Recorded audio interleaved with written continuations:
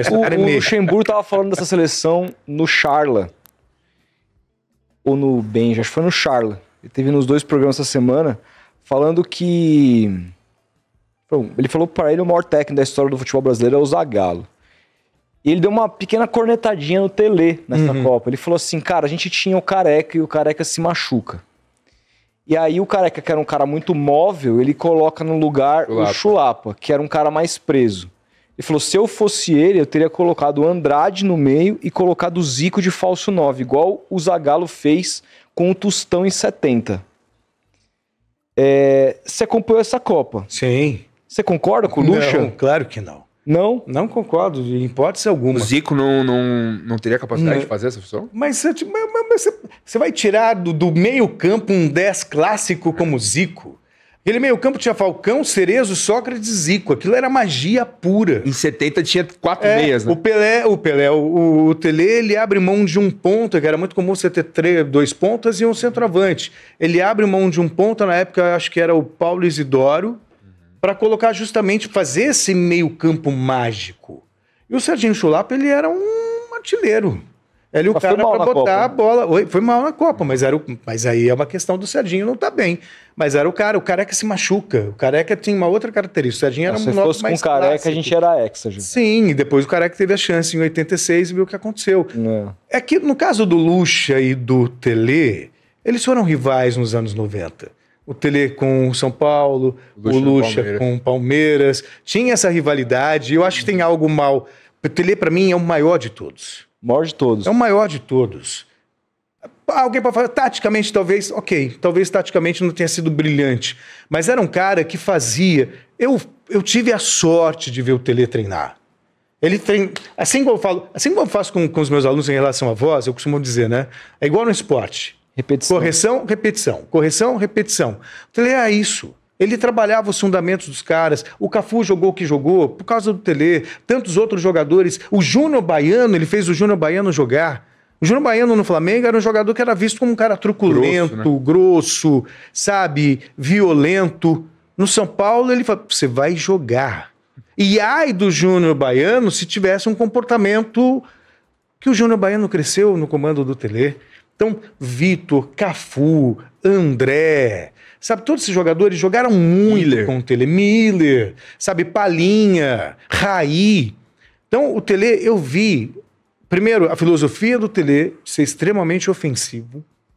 Bom ofensivo, a gente vai jogar bola, a gente vai dar espetáculo. Ah, perdeu, faz parte, mas é lembrado até hoje por esse futebol bonito.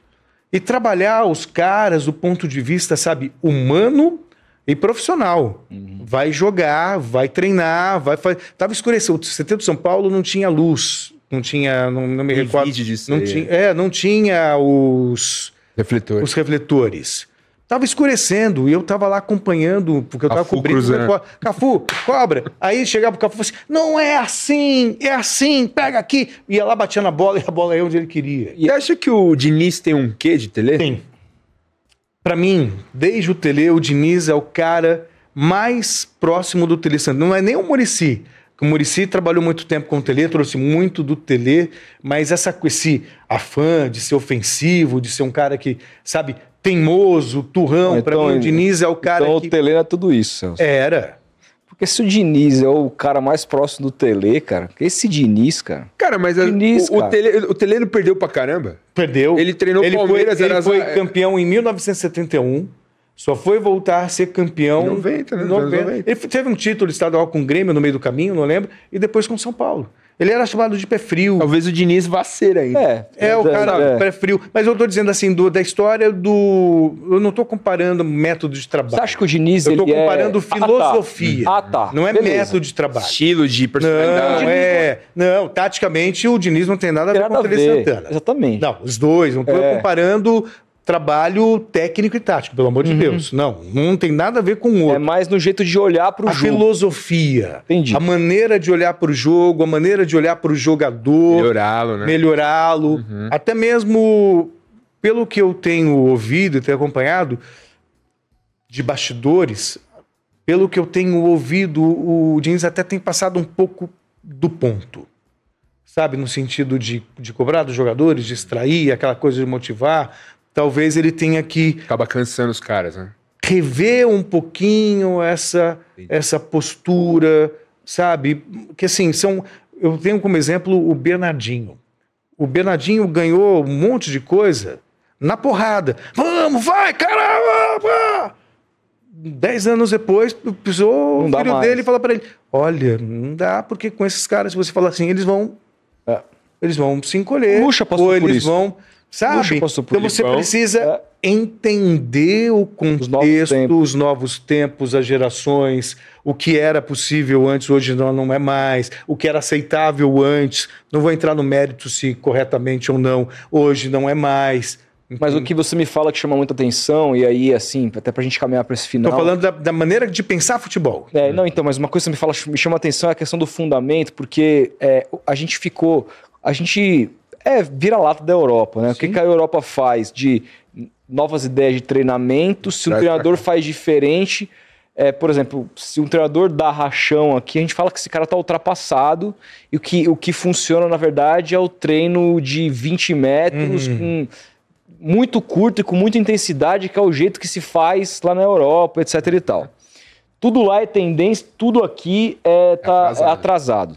Mas, por exemplo, quando a gente olha para outros esportes, a gente vê o trabalho do fundamento. Eu sou um fã de basquete, fã de NBA, e eu era um grandíssimo fã de Kobe Bryant. E o Kobe Bryant tinha aquela filosofia Black Mamba, né? Que ele falava de treine mais que os outros, acorde cedo, faz aquela coisa toda e tudo mais. E aí quando você vai ver, assim, quando ele fala sobre o que ele treina, fora dos treinamentos coletivos, o treinamento individual dele como atleta, 100% fundamento. 100% fundamento. O cara, ele já sabe arremessar. Ele já sabe fazer um drible. Mas ele continua o resto da carreira dele repetindo aquilo. E no futebol, isso foi meio que proibido. Até a fisiologia proibiu. Hoje a gente não tem batedor de falta. O Otero fez um golaço lá. Virou uma coisa. Assim, a gente via... milhares de ângulos, né? Exatamente. Porque a gente não vê mais. E é um venezuelano. Sim, tem a ver com o calendário, com tudo mais. Você vai se lembrar do Oscar Schmidt falando. Monsanto...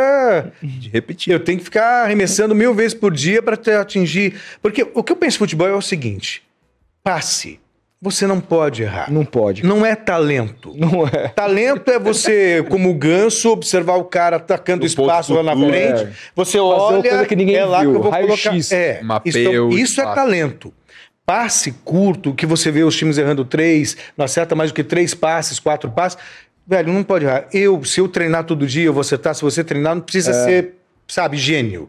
Então, isso é fundamento. Isso é obrigação. Você tem que cruzamento. fazer. Então, se você associa o fundamento, o trabalho bem feito, de passe, de posicionamento, o talento decide o jogo quando a coisa tá. Aí sim vem o drible. Claro. Aí sim vem, sabe, diferente. A jogada. Mas até o drible pode ser treinado. Você acha que o Ronaldo, quando driblava o goleiro daquelas 10 jeitos diferentes, ele simplesmente...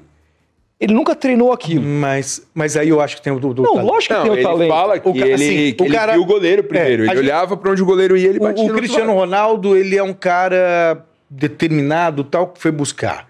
Ele não era um Messi, mas ele tinha condições de se aproximar. Sim. Mas não adianta. Se eu quiser, por mais que eu treine, jamais vou ser um Messi, jamais vou ser um Neymar. Mas se você então esses caras têm o dom. O Ronaldinho, ele já tem o dom. Mas se você fizer um treinamento de sair na cara do goleiro 20 vezes todo treino, você vai melhorar. Eu acho que o chute é um fundamento que dá pra você chute, passe. Agora, o improviso, isso é... Então, se você associar o trabalho bem feito, sabe? O cara que, de repente, parar de... Que ele pode aprender, não ficar olhando pra bola e olhar pro chão. Olhar o que tem no entorno. Isso você trabalha, isso você aprende.